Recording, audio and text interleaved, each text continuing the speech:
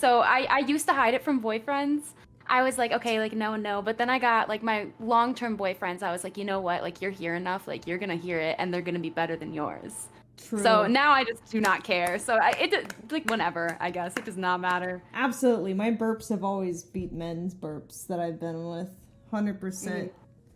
Chat knows the burp game is Actually, strong. speaking of burp, I tuned into your stream today, like before we started, Amaranth.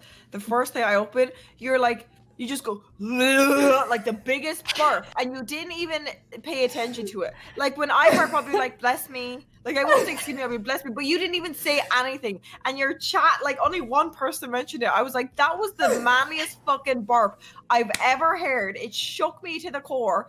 And no one's gonna talk about it. You're not even gonna address it yourself. And I sat there waiting, staring at chat, but no one. I was shocked.